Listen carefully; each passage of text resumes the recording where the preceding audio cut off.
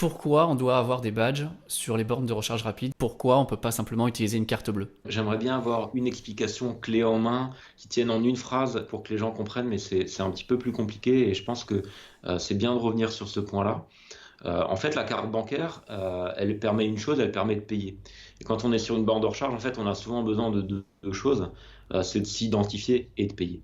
Pourquoi est-ce qu'on doit s'identifier? En fait, pour que personne ne vienne débrancher ou arrêter une session de charge. Le deuxième point, c'est que la carte bancaire va permettre d'effectuer un paiement. Par contre, ça nécessite quand même d'avoir sur la borne un terminal de paiement qui coûte cher, d'avoir un abonnement bancaire pareil, qui coûte cher par borne de recharge. Et puis derrière, il faut être capable de délivrer, en fait, c'est la loi, une facture ou un justificatif de paiement. Et en fait, cette partie-là, ça veut dire qu'il faut avoir du papier dans la borne, ou alors qu'il faut avoir un clavier où on peut rentrer son mail pour recevoir le reçu par email. Donc ça, c'est une complexité supplémentaire que peut se permettre d'absorber une borne de recharge rapide, où il y a un fort passage, etc., où il y a aussi une certaine rentabilité qui peut être retrouvée. Et moi, j'ai vu ça que sur les bornes de recharge rapide, justement, le TPE traditionnel, mais c'est vrai que sur les bornes en ville, en voirie, ça, c'est quelque chose que j'ai jamais vu.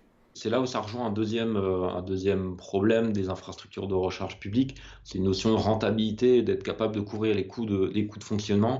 Et dès lors qu'on va rajouter un terminal de paiement, un abonnement bancaire, la nécessité de faire intervenir un technicien sur toutes les bornes, partout sur le territoire pour changer le rouleau de papier, en fait, on amène une complexité et des coûts qui sont élevés pour des bornes qui, au final, vont accueillir peut-être un ou deux véhicules dans la journée pour charger pour une charge de quelques euros. Et donc, du coup, il y a une rentabilité qui n'est pas trouvée quand on rajoute un surcoût de plusieurs centaines d'euros pour le terminal de paiement, plus le technicien qui doit venir tous les mois pour remplacer le papier, s'assurer qu'il y en a, etc.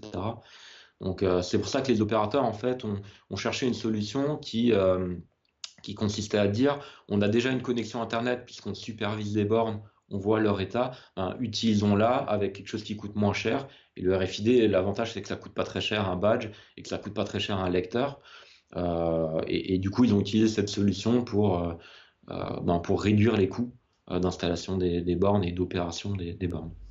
Et en fait, moi, ma vision, mais je sais qu'elle n'est pas partagée par un très grand nombre d'acteurs du monde de la recharge, c'est qu'on devrait avoir un prix unique par réseau de charge. C'est-à-dire que tous les opérateurs de recharge devraient appliquer ce prix sur ce réseau-là et que derrière, il y ait un système de commissionnement qui soit effectué par le réseau de recharge. Sur une station-service, si vous payez avec une American Express ou avec une Visa ou avec une Mastercard, le prix reste le même pour vous en tant que consommateur.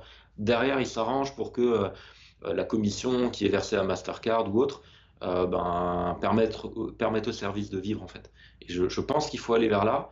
Maintenant, il y a un très grand nombre de réseaux de recharge qui ne voient pas du tout les choses de cette manière-là, et c'est ça qui rend aussi les choses complexes.